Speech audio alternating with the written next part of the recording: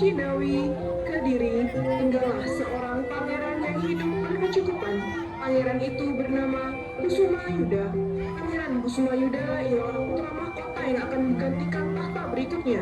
Namun, pada suatu hari, ia terlibat cekcok dengan ayahanda raja yang berkeinginan menikahkan Kusumayuda dengan seorang wanita cantik dan baik tuturnya agar bisa meneruskan tahta ayahnya.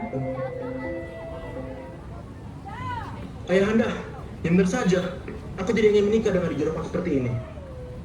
Anakku, ayahanda ingin kau memimpin kerajaan ini dengan pasangan di sampingmu. Memimpin kerajaan bukanlah hal yang mudah, anakku. Ayahanda, tidak mudah melakukan sesuatu kepada diri sendiri.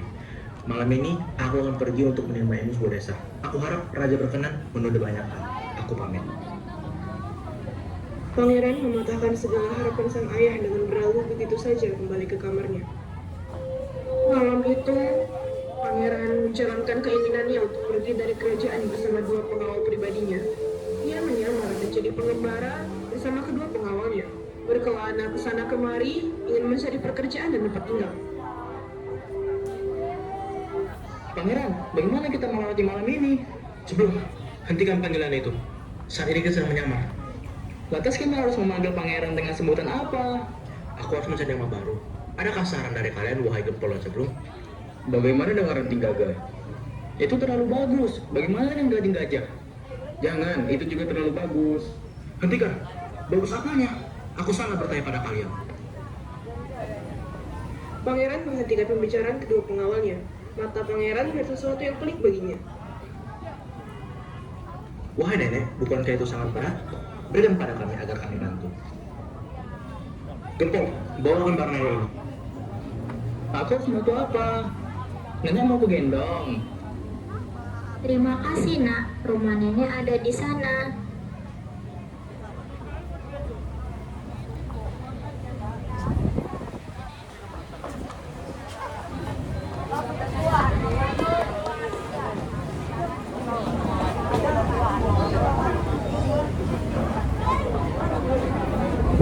Letakkan barang-barang itu, Nak. Silahkan duduk.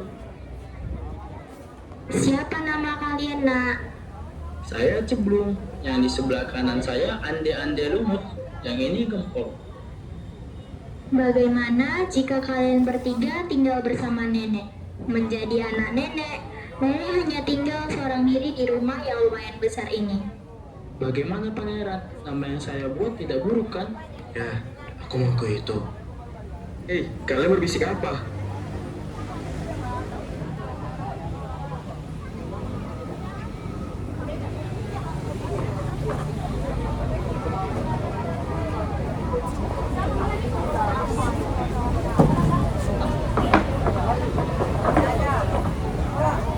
Di balik itu, terpampang sebuah desa yang indah dan jelita. Desa Jikawa. Tinggallah seorang wanita yang sangat cantik bersama ibu tirinya dan ketiga saudara tirinya. Ia adalah Ranting Kuning. Hidupnya tak begitu berjalan lancar dan bahagia bersama ibu tirinya dan juga ketiga saudara tirinya, yaitu Ranting Hijau, Ranting Merah, dan Ranting Biru. Caci maki terus ia dengar dari para saudara tirinya. Ranting kuning, dasar gak tahu diri. Kamu kok malah nyantai di sini? Halaman belakang tuh masih jarak. Bersihkan sana. Pergi sana ke dapur. Wadih,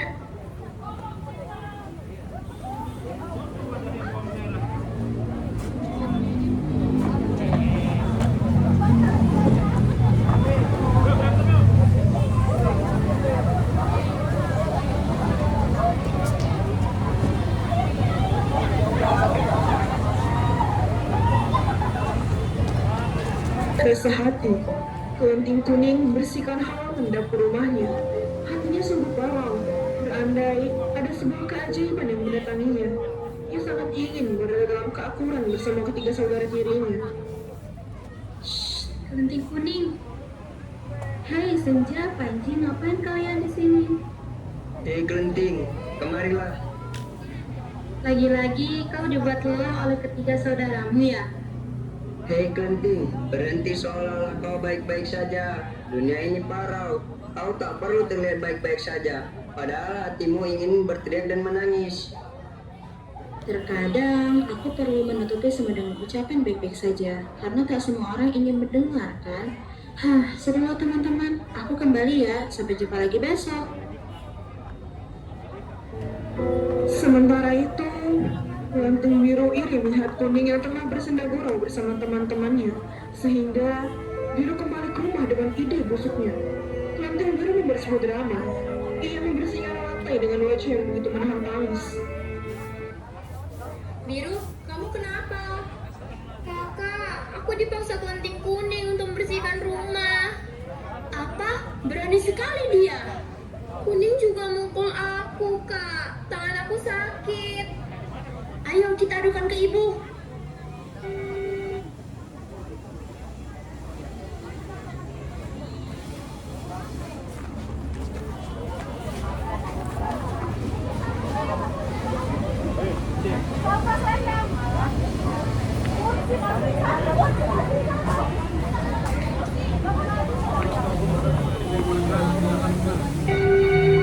Tak lama, Kuning pun tiba di rumah.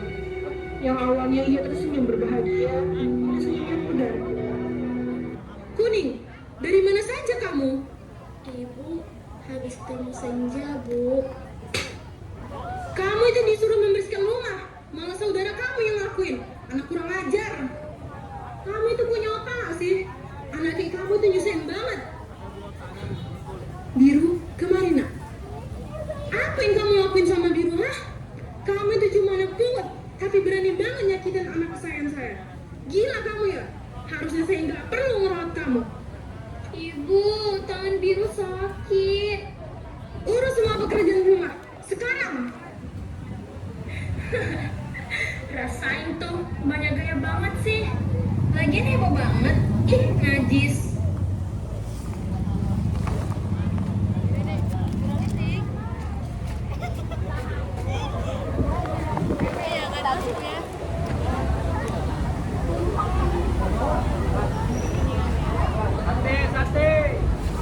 Sementara itu, di tempat andai-andai lulus. Hei Ande, sudah berapa umurmu? Hah? Aku? Oh, aku 28 tahun. Bagaimana bisa? Dan kau masih santai saja? Menikahlah. Kau kan sudah tua, Ande. Wah, kalian memojokkanku ya, Sadi. Benar sekali, kami ingin melihat kau menikah. Aku yakin sekali, Andi. Ibu dan kedua adikmu pasti menginginkan hal yang sama juga.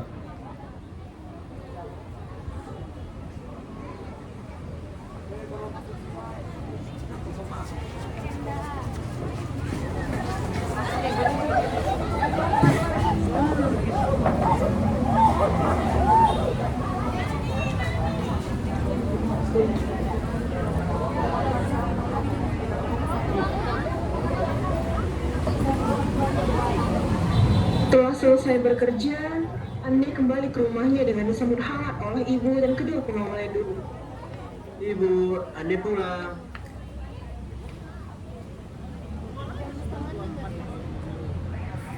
Udah balik, nak. Kemarilah, makan bersama saudara-saudaramu.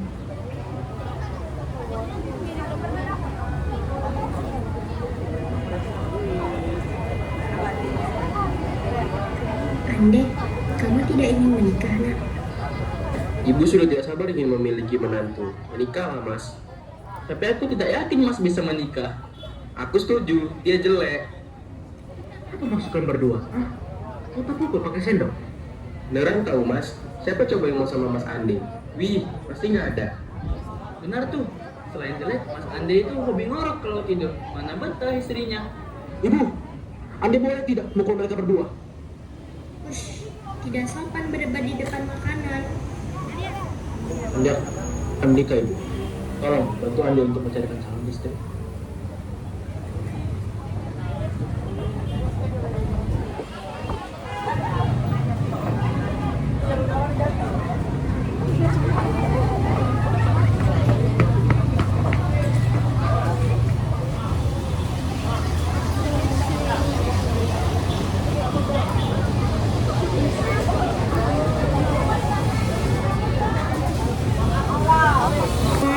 Silih berganti hari. Ande sudah bergegas untuk pergi mengembala bersama para teman-temannya seperti biasa. Teman-teman, sepertinya aku ingin menikah. Oh, yang benar. Kau akan menikah dengan siapa, Andi? Ya maka dari itu, bantu aku untuk menyebarkan berita ini. Baik, baik. Kami akan menyebarkan berita itu.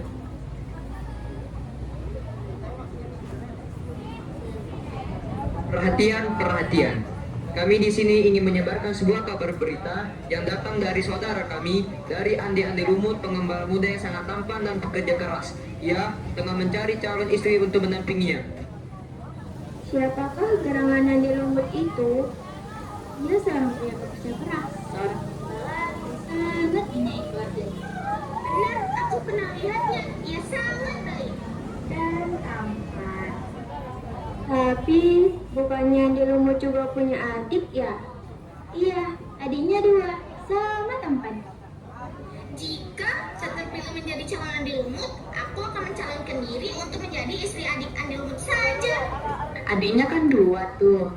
Nah, kamu 1, aku 1 ya. Kita bagi rata.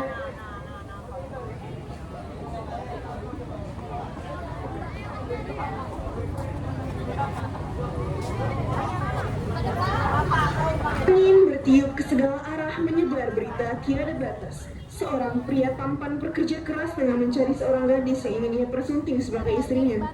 Hingga berita itu pun terdengar oleh Klonting Kuning dan para saudara-saudaranya. Ibu, apakah ibu tahu kabar itu? Andi Lumut yang mencari seorang istri. Ibu tahu? Ibu, izinkanlah kami untuk pergi ke sana. Kami ingin bertemu Andi Lumut. Pergilah, ibu mengizinkan kalian. Ibu dengar pria itu sangat tampan dan bekerja keras.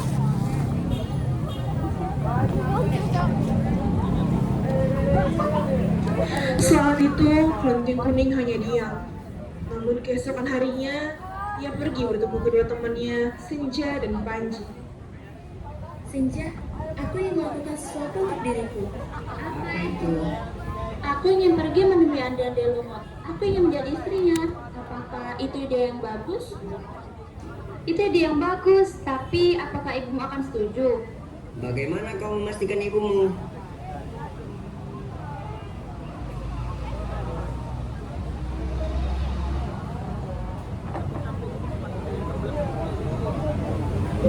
Setelah percakapan itu, Klonting Kuning berpikir panjang. Ia kembali ke rumahnya untuk menemui ibu tirinya, meminta izin dan bermohon kepada ibu. Ibu, aku mohon. Berisik. Aku akan memberimu izin dengan 2 syarat. Pergi bersihkan pohon berduri yang ada di belakang sana, dan harus aku yang menghias rias pakaianmu nanti. Aku kok gondok ya nengok ceritanya ya. Kok gondok aku ya? Klonting Kuning Udah menyetujui hal itu. bagus. Ia membersihkan pohon berduri yang ada di halaman dapur rumahnya dari daun-daun kering, sehingga tangannya pun ikut terluka dan berdarah. Tolongnya, Klonting Kuning. Aku kok gondok nengok ceritanya. Sudah selesai. Nih, cuci baju di sungai sana. Klonting Ini Kuning, ada batu Klonting Kuning. soalnya. Tetaplah jadi pembantu di rumah ini. Jangan belaga ingin dipersunting oleh pria hebat Aku manapun. gondok nengok ceritanya. Apa lagi? Sana pergi cuci bajunya. Kok gemes ya? Hah? Nanti kalau kau tempuk kan pingsan pula tuh. Ini ada batu nih soalnya.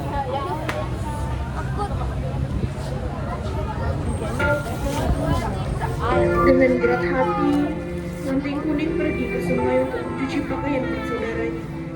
Sebenarnya, hatinya begitu parau. Ia selalu bekerja keras dan merasa lelah. Walau batinnya berbeda dengan apa yang ia kerjakan. Namun pada saat mencuci baju, Klonting Kuning melihat seorang nenek tua yang susah payah ingin mencuci pakaian juga. Ia bergeming. Apakah nenek itu perlu bantuannya? Insaplah. Permisi, Nek. Boleh saya bantu? Terima kasih banyak, Dok. Tapi apakah boleh Nenek bertanya? Aku kok kesel ya nengok Tentu, ceritanya. Nek. Nenek ingin bertanya apa? Kok kesel aku? Ini ada batu. Ada apa dengan tanganmu, Nak? Mengapa banyak luka seperti itu? Tidak apa, Nek. Saya membantu ibu tiri saya membersihkan halaman belakang yang banyak durinya. Mungkin saya kurang berhati-hati. Begitu ya malangnya nasib Luna. Dulu, Nenek ada sebuah hadiah untuk mengucapkan rasa terima kasih kepadamu. Nek, tidak apa. Aku ikhlas kok membantu. Kamu tidak boleh menolak ini. Ini adalah sebuah jimat keberuntungan yang akan menolongmu jika dalam mara bahaya ataupun kesusahan. Terima kasih, Nek. Gunakan jimat itu dikala kamu membutuhkan pertolongan ya, Nak. Nenek mau saya bantu membawa ini ke rumah Nenek? Tidak, Cahayu. Nanti kamu dimarahi ibumu.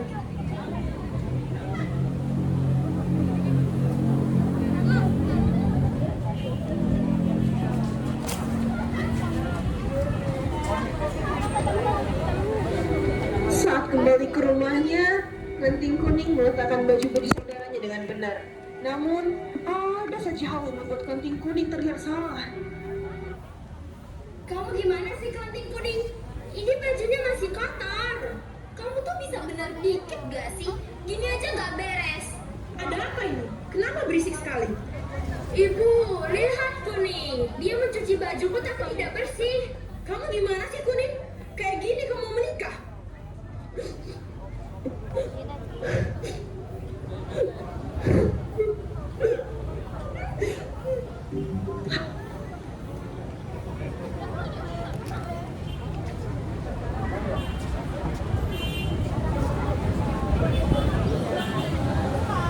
Hari yang ditunggu-tunggu pun tiba, di mana para saudara Kelenting Kuning bersiap untuk pergi ke desa sebelah menemui Ande-Ande Lumut. Kelenting Kuning menepati persyaratan yang diberikan ibunya, yaitu ia harus didandani oleh ibunya. Dan benar saja, Kelenting Kuning didandani begitu buruk rupa. Sebelum menemui Ande Lumut, para kelenting harus melewati sungai yang berarus deras. Di dalam sungai itu banyak ribuan bahaya yang terjadi. Kelenting Kuning tertinggal jauh dari para saudaranya. Bagaimana ini? Bagaimana cara kita menyeberang? Ada yang bisa saya bantu? Kami ingin menyeberang. Bawa kami ke seberang sungai. Oh, tentu saya bisa. Tapi ada satu persyaratan. Apa syaratnya? Beri aku uang dan sebatang emas. Aku, Liu Kangkang, tak menerima bantuan tanpa imbalan. Kami tidak memiliki uang, apalagi sebatang emas. Oh, baiklah.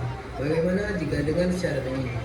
Izinkan aku mencium tangan kalian dan kalian bisa menyeberang dengan aku.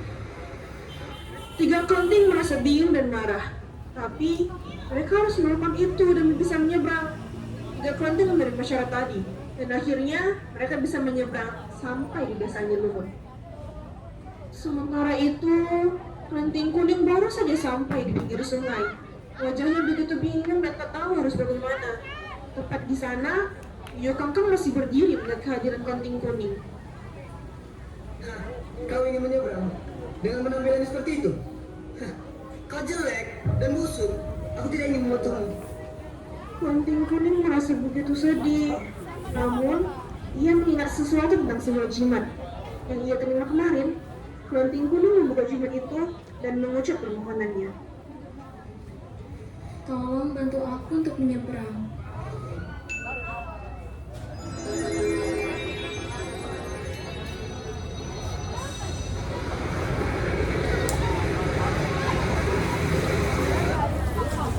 Permisi, Mbok.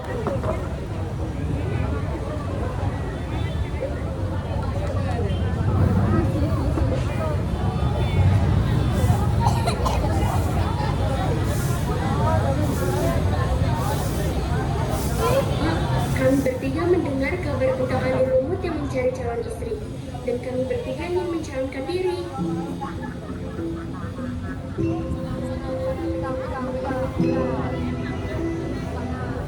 Tiba-tiba saja tercium aroma tidak sedap, dan ternyata itu adalah Kelenting Kuning. Oh, datang juga nih anak. Pengaruh apa sih? Kami bertiga aja ditolak. Bagus pulang deh, Bagus. Ada apa, Garawara? Apa tujuanmu kemari? Saya ingin menawarkan diri untuk menjadi istri Ande Lumut. Baiklah, saya panggilkan Ande Lumut.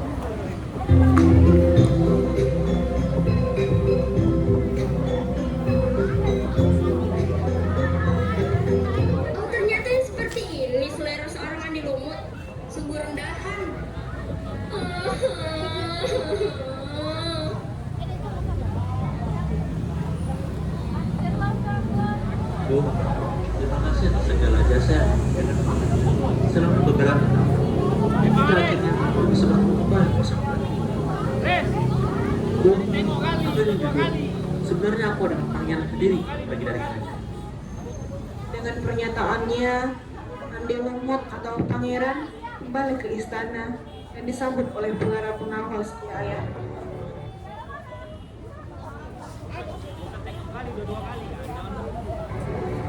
Pangeran, kemana saja Anda selama ini? Kami menunggu Anda.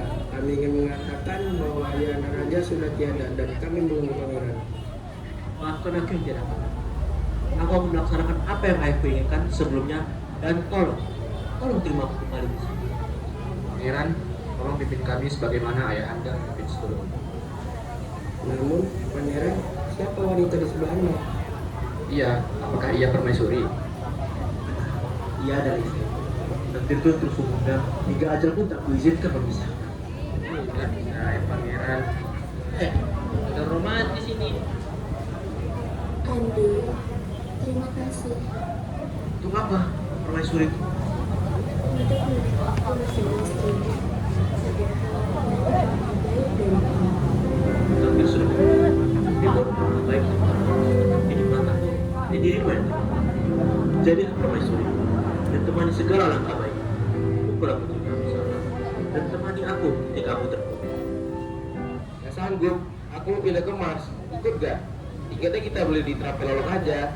Basic banget. Pangeran, jangan lupain jasa kami ya. Ya Pangeran, sedihnya oi. Indah hangatlah, bak semata cinta berdoalah. Buang sang api, tinggal milik hati. Begitulah seorang Ande Lumut yang ribuan nikah. Akhirnya, ia menemukan cinta sejatinya, yaitu Kelenting Kudu. Dan Kelenting Kudu pun mendapatkan buah